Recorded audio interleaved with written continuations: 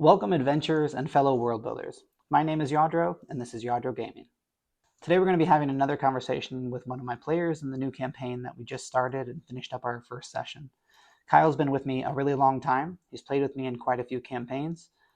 He actually moved to this new area that I'm in first, and then a couple years later I moved to here after, and we decided to get in some games together again, and he's just stuck around and has really enjoyed himself, and I've really enjoyed having him as a player. So he's going to give us his perspective as a player about my DMing style, the new character that he's created. We'll talk about past campaigns that we've run together, and just kind of talk about tabletop role-playing games in general and Dungeons & Dragons. So without further ado, let's hear from Kyle. Kyle, thanks for joining me. Thanks for taking a little bit of time to talk. I'm really excited to get your perspective on some things that we're doing in the campaign. Penny is our new addition to this one. Tell me a little bit about her design and kind of why you chose what you chose. Yeah, I've always wanted to do kind of like a beast folk character. I've kind of dabbled it in the past. I've done one shots, and it just always seemed fun. And I was always kind of afraid of doing it because it's, like the odd character out where, if the rest of the group is humans and you're a town of humans, it's kind of weird to be an animal per se. And the first campaign, I didn't know what I was doing with that character. I jumped in with the Aarakocra, and it was fantastic. And I remember you even mentioning, like, if you're a bird, like, that's weird to people. And it was fun, and it was whatever. And then since then, I've generally just played, like, the normal races. But I thought it'd be fun. I knew I wanted to do an artificer race. And the race I was going for, the class I was going for with the battlesmith kind of had, the steel defender mount. And I was like, ooh, if I'm a small character, I could kind of do some cool things with that. So one thing kind of led to another, and in every campaign I've ever done with you, no matter what crazy ideas I throw at you, you make them work. So I figure if I'm gonna do it, I might as well just go for it. Yeah, so that brings me back to the Quiet Year, where I don't know how much you had planned to like trying to make your like farming village all composed of like beast folk or just to have a lot of them there. But did you kind of sprinkle that in just to like have a seeding of that? I had zero plans to do that. And then we sat down and we started going through things, and it just kind of organically happened. And I was like, you know what, let's go with it. We don't really have that in any campaigns we've done so far. And this place is going to be so big to where if it ends up not working, and that's just a weird community, it doesn't have to be a big factor. Or if it ends up being really cool, it can be, a really cool thing we can work in. And but I did not begin that, with that intention of being just like an all animal community. It worked out really well the way that the Quiet Year worked out. Yes, and then I think it might have been Dylan or someone else actually seeded your community with having like doing the research on like the gems from Tellerant, and then you guys ended up becoming like smiths of like refining the ore that they had. Like how much was that like a eureka moment for you, like once someone else said that? From the beginning, I wanted that to be a thing. So we were talking about like our scarcities and all that. I purposely wanted to make kind of structure and community, or not community scarcity, but like structure and government a scarcity.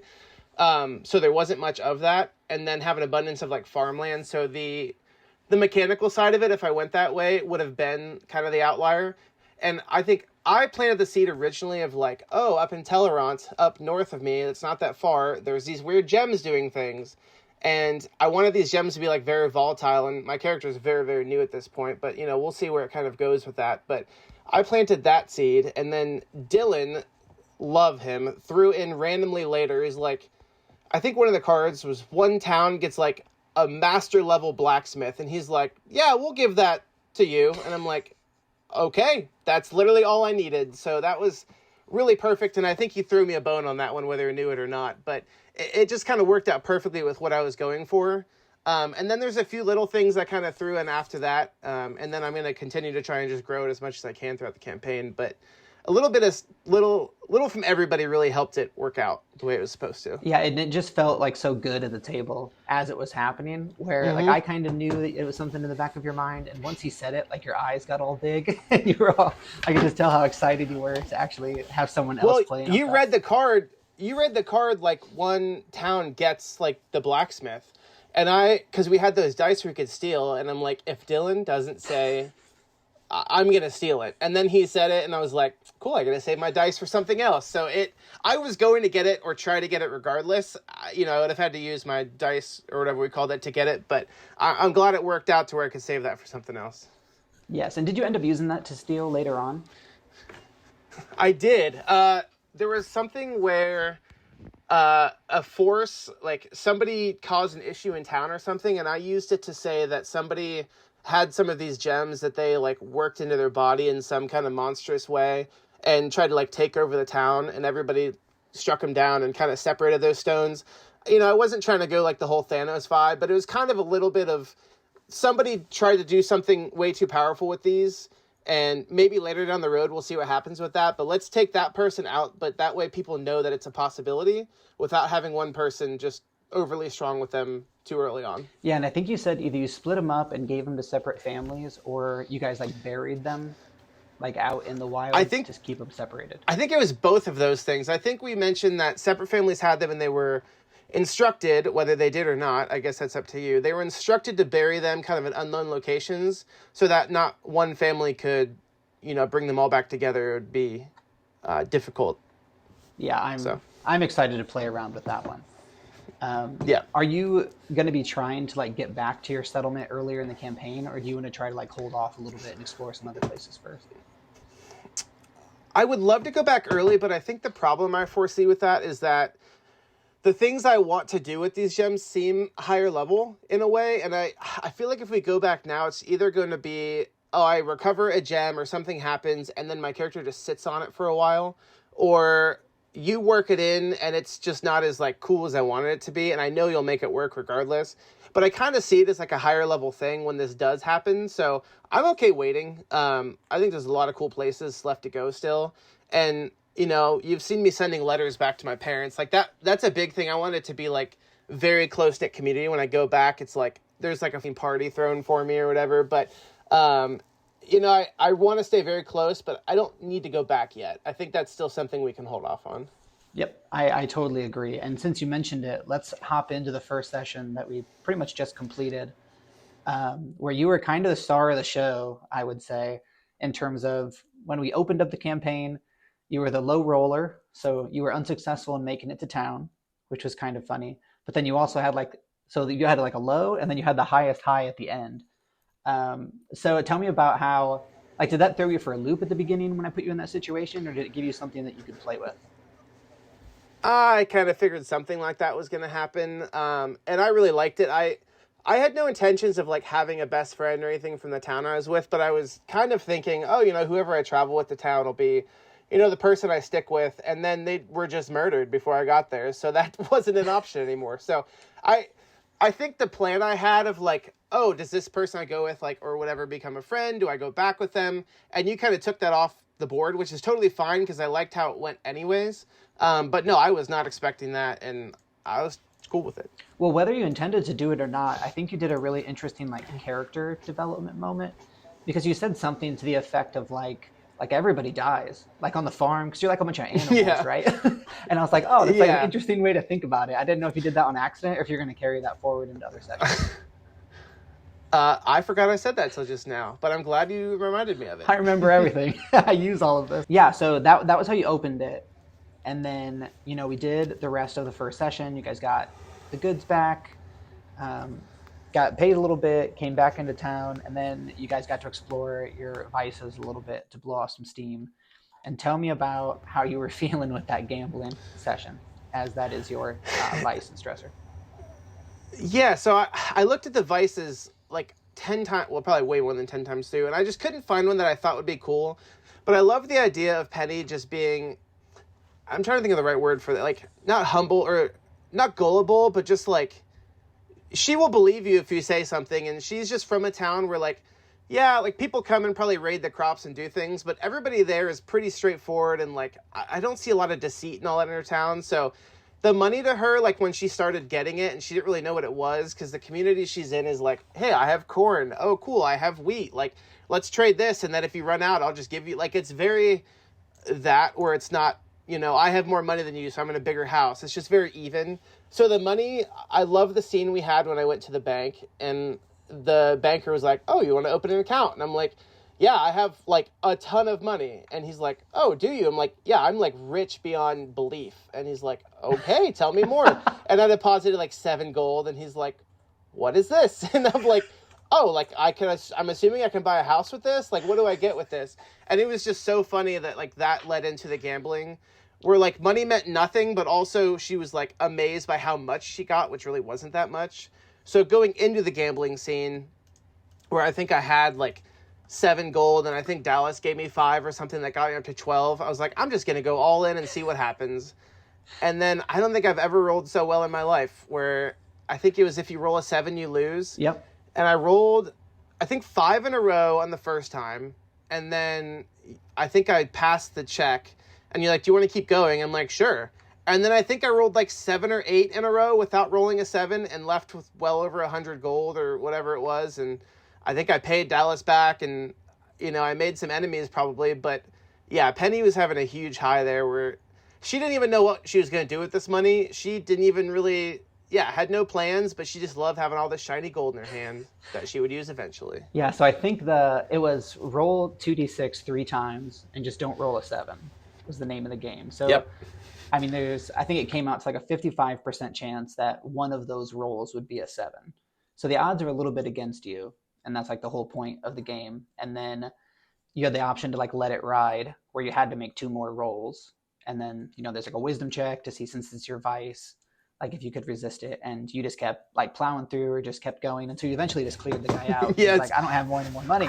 Like, you took everything. And it came down to like, I think it was an 8% chance for you to roll as many non-7s in a row as you did. And this little Harangon rabbit folk person from the country just realized, hey, gambling's really easy. Like, you can't lose. Like, they just give you money. I think I've even told people multiple times, like, just go gamble. You double up your money every time. Like, it's guaranteed. And people are like, no, it's not. And I'm like, yes, it is. I did it. Trust me. Like, it's 100% safe. So, yeah, I love that. I think it would have been cool down the line with the gambling if it had gone differently. Like, if I had lost instantly, it still would have been cool, because then Penny would have lost money and realized that, you know, that's a thing that can happen. But just winning that many in a row, like, it's gonna come back to bite her in the butt later. Because, you know, maybe next time, I don't think I would ever, in fact, I know I would never like screw over the party and like steal all the party funds and go for it, because that just wouldn't be fun. But there might be a time where her own like personal funds, she just goes all in and loses it, and then has a realization that bad things can happen, even though it hasn't happened yet. Well, and keep in mind, there's more things to gamble than just gold, and you may find yourself in a situation where that's the case. So we'll have to see. Yeah. We'll have to wait and see. Oh boy. Yeah. So, okay. Yeah, I really like that you started off on a hot streak, like beginner's luck, new to the city, and everything works out for you. And these old grizzly like taggins on the road are losing to this little bunny girl that just came into town. Let's shift gears a little bit here and talk about your problem player type that you answered on the questionnaire I sent out. In the previous campaign, it was metagamer. And I know that you've been working on that really hard, because now like you've transitioned into where you'd consider yourself a jokester. So can you tell me about why that changed in your mind from your player type from one to the next? I think the metagamer was, I like all the people I've played D&D with, but the metagamer, I think, almost became a problem when I had another player at the table who directly was the opposite of that. And I think I didn't realize how bad I was at it until that happened. And I don't think it ever got like bad, but it definitely got heated a few times where, you know, one character would be talking to somebody in a different language that I didn't understand. And then, you know, the next session, as Kyle, would be like, oh, guys, like, remember when this happened? And the other player would be like, no, like, you didn't know that happened. And it'd be really hard for me to kind of set those things apart, because if I had a conversation in another language, I would just assume or mention, like, I fill in you guys on everything that I just talked about. But I know some people like to keep that secret, and never to the point where it's like becoming a problem. But I would just openly be like, here's the exact conversation I had, you know, blah, blah, blah, and it's done. Everybody knows that. If you ever want to use that knowledge, that's fine.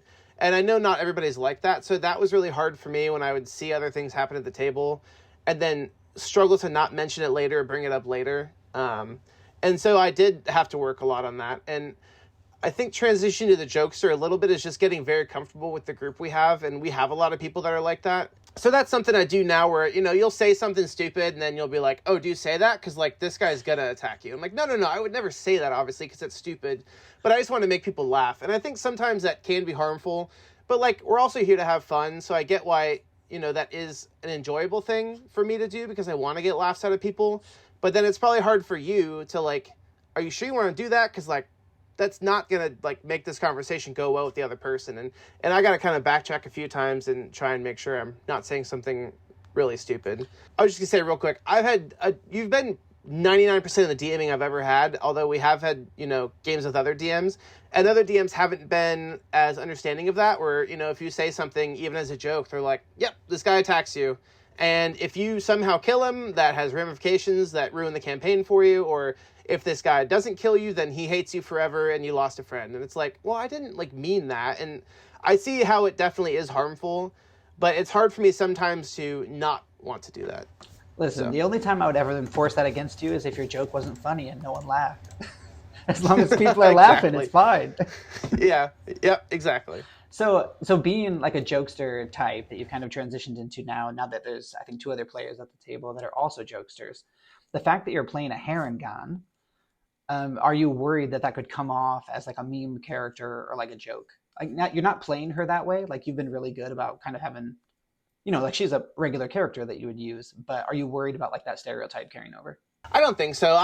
I am generally pretty self-aware of that, and I feel like I would notice that happening if it was going down that road.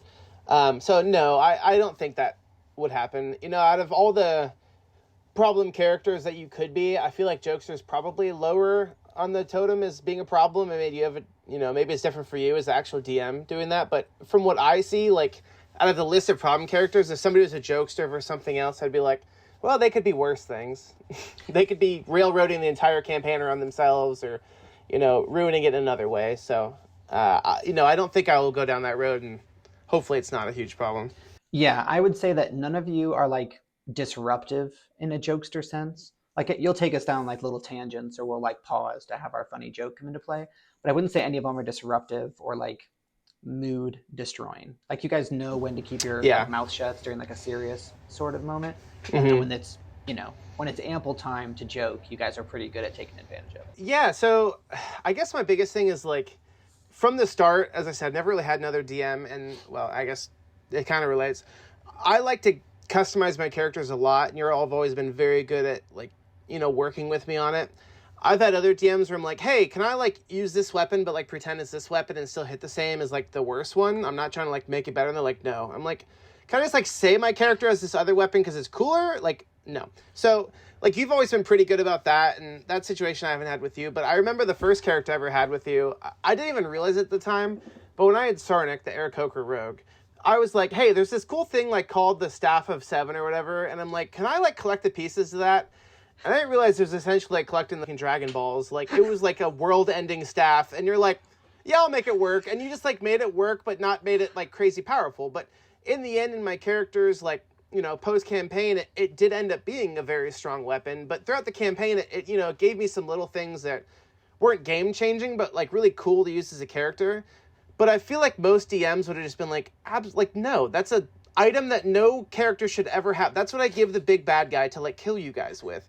So have there ever been like things that people ask where you're just like, I just like can't work that in, like that's not something I can do? Or have you always pretty much found ways to work around it? I've pretty much always found ways to work around it. The only things that I would really try to avoid, at least on our style of campaign, is anything that can like grant a wish. Because not that I don't trust the players, but it can just go so sideways so quickly that I would try to avoid that. And that's why like I banned Wish for this campaign, because I think we're going to get up high enough level to get it.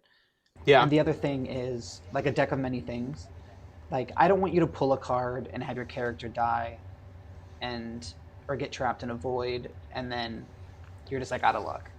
And there's ways we could work around that, but it would just feel, I don't know, it'd be momentum. That's not the point breaking. of the deck. The point of the deck is that you take a huge risk and you're screwed. Like, if there was no risk to it, and I knew you were just going to be like, technically you should be dead, but let's just like make it a little bad for you. Like that would take away the risk of the deck, I guess. I would still have bad things in there for sure, but I don't like the idea of that. Like, I don't know. I mean, I've given you guys some cards of a deck of many things, and we've pulled randomly from it, and I didn't take anything out of it. And I was like, well, if this is what they want to do, this is what I was just wondering if you took out some bad ones before we started pulling. So it's good to know you didn't, because we got some pretty good things, surprisingly. Yes, you guys did it like on a whim, where you were like, oh, like I'll just do it right now. Yes. So I didn't even have really time to like prep or fudge it. I was just like, all right, let's roll it and see what you get. You guys know the risks of this, and you guys happen to draw.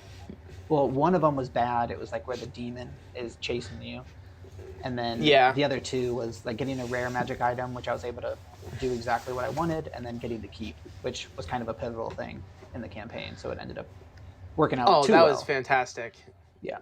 Yeah. You know, we're probably all on Reddit and just see things, and you see like, oh, my problem DM and this. And I feel like it always has to do with just like, my DM wasn't willing to work with me on something minor that the player thought was minor, and maybe the DM thought it wasn't, where I feel like I just see so much of that, and I've never had that problem with you, and I don't think anybody we've played with has had that problem with you.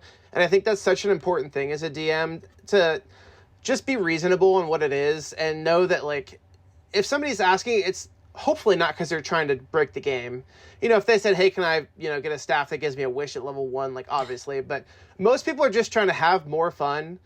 And there's ways you can probably change almost anything to be good but not too good and still be fun, you know, as a cool flavor thing or for whatever character. So I just always like how you've done that. And I hope all DMs have some sort of, you know, leniency on that.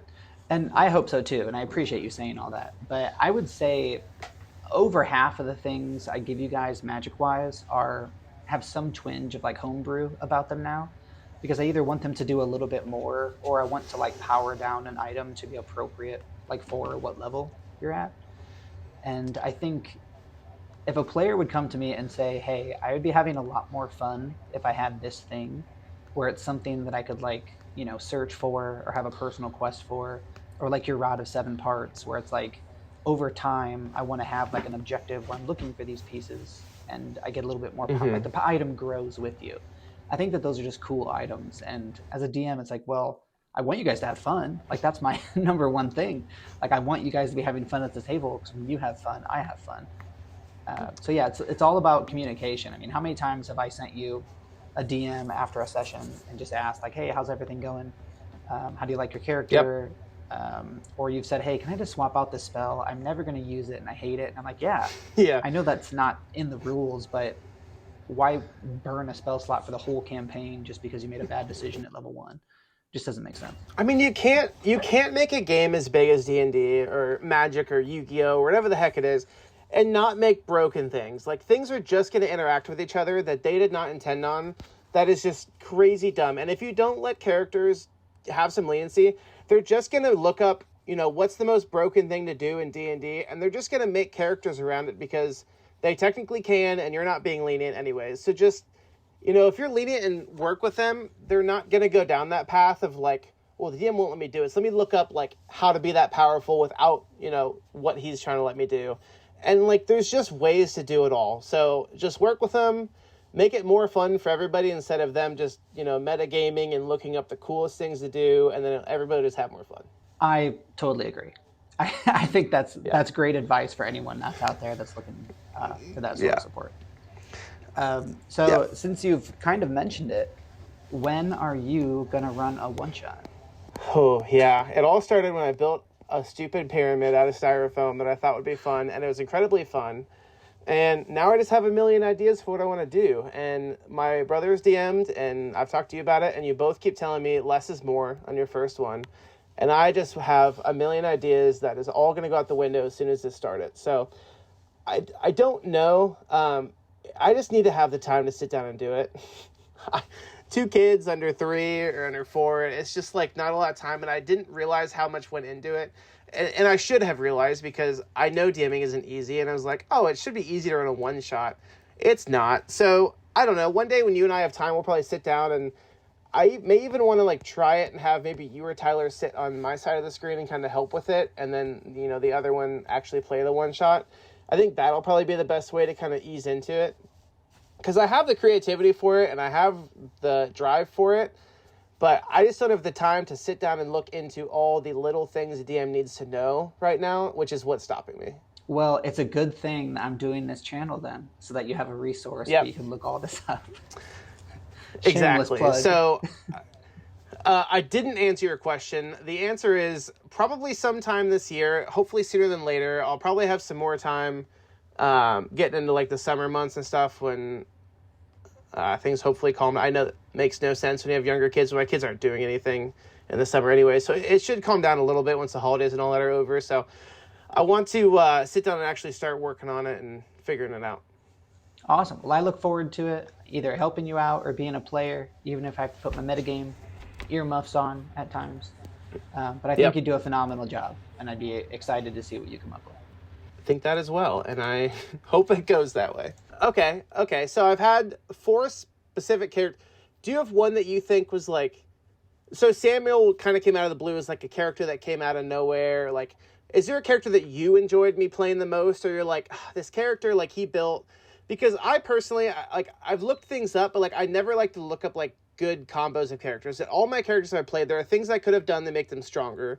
But I like brainstorming a lot of my own, and it's hard to keep it all out because you just hear people say, "Oh, this would be cool with this," and so I try not to like go online and just find the best ways to do things as we talked about. But do you have a character for me? You're like, this person was like just too strong, where I had to like figure out unique ways to take care of this person. Do you have a character that was like not strong, but you just thought was more creative in the way I played it, I guess? So I have a kind of a long answer for this that I'll try to keep short. But I think That's your fine. growth in the characters that you've created and developed over time have just been like one improvement after another.